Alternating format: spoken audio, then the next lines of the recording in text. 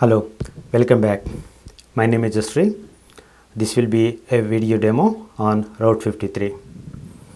There are a couple of videos we have prepared before this video, and those were talking about different routing policies. If you are interested, I will strongly recommend to go and watch those videos. Okay, so in this video, we're going to talk about the failover routing policy. If you would like to practice this demo, I would strongly recommend to watch my previous video which talks about preparing your infrastructure for this demo. But if you are looking for to understand the concepts, just proceed with this demo. So as I mentioned, I am going to talk about the failover routing policy in this video.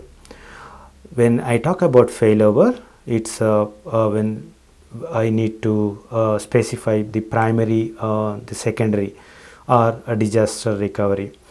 In the case of simple record, the name translates to an IP address. If you have multiple IP address, it translates to multiple IP address.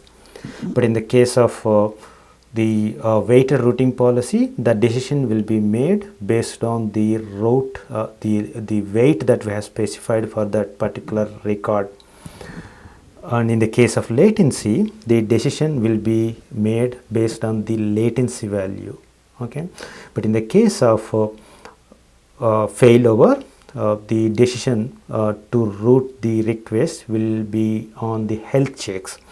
So in the failover routing policy, we have to define a health check, and based on the health check, the DNS record in Route 53 will decide where to route the request. So as I mentioned, the failover, we define a primary and secondary. So before we start our demo, we are going to define some health checks, and based on that health checks, we are going to define our failover policy. So without any further delay, let's start our demo.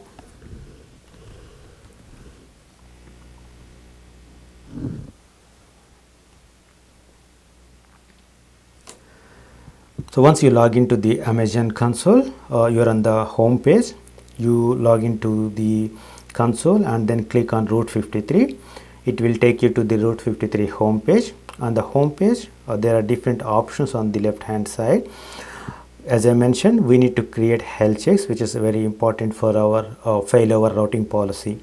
So there is one option here, which is health checks. I'm clicking on that, the health checks. So it will take you to the health checks home page. So I'm going to create different health checks because I have 3 EC2 instances in different regions, but I'm going to use only 2 EC2 instances in this demo. I'm going to create 2 health checks, and I'm going to use these 2 health checks to simulate my failover. So let's first create the first health check. Create health check. I'm going to give some name to this health check because I'm considering North Virginia and Asia Pacific EC2 regions. I'm going to name them appropriately. So I'm going to choose North Virginia health check.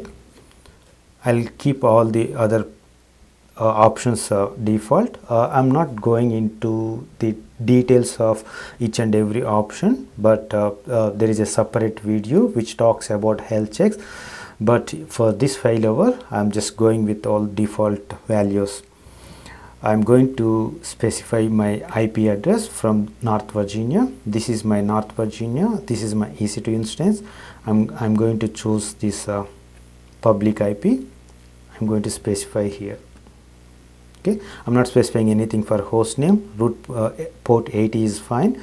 I'm not specifying any path for my health check. I leave it default, and then I'll create. I'll go to next. Okay, so there is an option to create alarms based on this health check, but I'm choosing no for our demo purpose. So create health check. Okay, similarly I'm going to create another health check for my second instance. Let me choose my second instance. Create health check, and Asia Pacific Mumbai health check. As I mentioned, I keep all the values as default. This is my EC2 instance defined in Asia Pacific Mumbai. I'm going to select my public IP for that EC2 instance. I'm going to use that here. I'll keep the HTTP default, port will be 80, and then I'll create this health check. So this will be I'm not creating any alarms. Create health check. Okay, so now I've created 2 health checks. I have to wait till these health checks turn to healthy, because when I use if I have to use these health checks, they should have a healthy status. Okay, now both the health checks are now in a healthy status. Sometimes it may take some time for these health checks to turn green. As I see now, these 2 health checks are ready to use. Now I can actually go to the demo part of the failover routing policy. Now for that, I have to click on hosted zones. I have created already a zone which is askmlabs.online. Click that, and there are different records that are already defined in various demos prepared previously. So I'm going to create a record for my failover. Click on create record. As you see here, there are different routing policies. For each routing policies, we have a different videos available. If you are interested, please I would suggest to go and check those videos. So we are doing a failover routing policy. Select the failover and click next. Okay. Here I have to specify the record name, which will be failover demo. It will be a record. There are different types of records, so we are selecting a record. I will specify 60 as my TTL, and I'm going to define my failover records here. Okay, let me define the first record. Click on define record. It will take you to the next screen. Here you can specify the IP. I'm going to use IP. So here I'm going to specify the IP address of my North Virginia. I'll keep North Virginia as my primary instance. In case if North Virginia instance goes down, my standby will be the Asia Pacific Mumbai. So the primary one is North Virginia. I'm going to use this IP from North Virginia, and I'm going to use here and failover type, because as I mentioned, the North Virginia is a primary one. I choose primary here. Okay, so you see here there is an health check option here. It is a must for us to choose the health check option. Let's see if I do not choose the health check, what happens. So if I try to create a record without health check, it will give you a error message saying you need to specify an health checks. So for that reason, we already created 2 health checks for our demo. So let me select the North Virginia health checks, because my decision should be made based on the health checks made on the North Virginia instance. Okay, I'm going to give a name for this record. It will be North Virginia failover demo. Okay, now I'm going to define this record. The record is specified. Now I can define another record, which will be my standby record. So just specifying a primary record will not serve our purpose, because we have to specify both primary and secondary. So I'm going to define now the secondary record. I'm going to choose the IP, and for this I'm going to choose my Asia Pacific Mumbai instance. For this, the IP is this one. Let me copy that IP here, and the failover record type, because it is my standby, which will be my disaster. In case my primary goes down, the load will be diverted to here. So this I have to mention as secondary. Okay, so as when we are creating the primary record, we have to associate it with the health check. But when we are creating a secondary record, we do not need to associate any health check, because the decision is not made on the health check from the secondary secondary site. because the primary site is the main, and if it goes we have to make some decision. So that is the reason we specify health check only for primary, but we created 2 health checks, that's fine. But for secondary record we do not need to specify any health checks, so that is a very important thing you need to keep. But if you specify health checks, that is fine. So let me keep it as Asia Pacific Mumbai failover demo define record. Okay, now I have defined both the records, primary and secondary, and I am going to create these records. So far we have just defined, and I am going to save this record.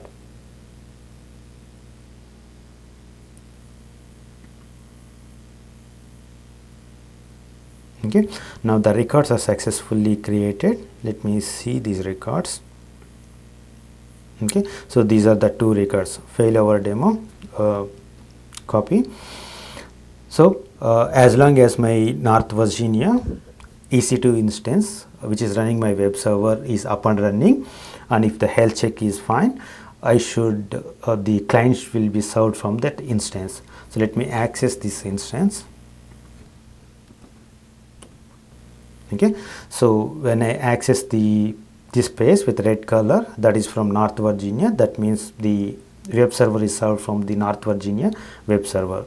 Now I'm going to simulate a failure condition by shutting down the EC2 instance in North Virginia, so that the health checks will go faulty, and based on that the Route 53 will take some decision. So the EC2 instance in North Virginia is up and running. I'm going to shut it down now. Stop. Stop.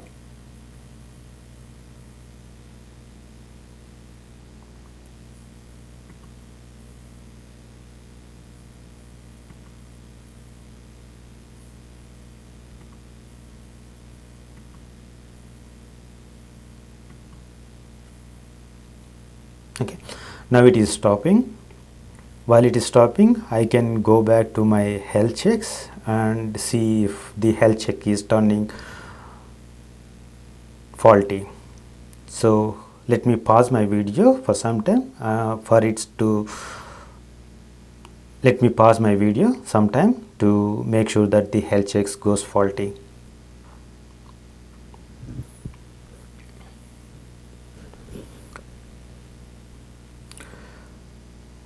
Now after a couple of minutes, the health check is turned as unhealthy.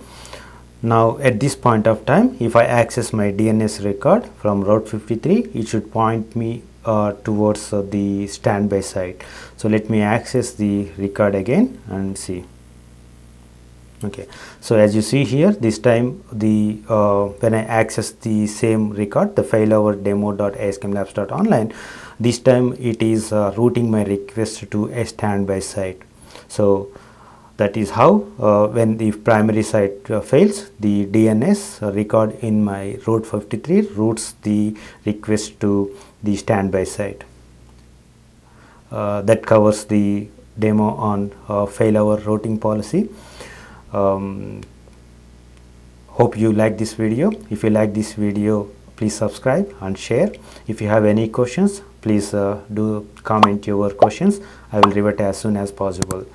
If this is the first time you are here, please subscribe this channel to get more frequent updates from my channel. There are other videos. If you like this video, please watch the other videos as well on Route 53 to get complete idea on Route 53. Once again, thanks for watching this video.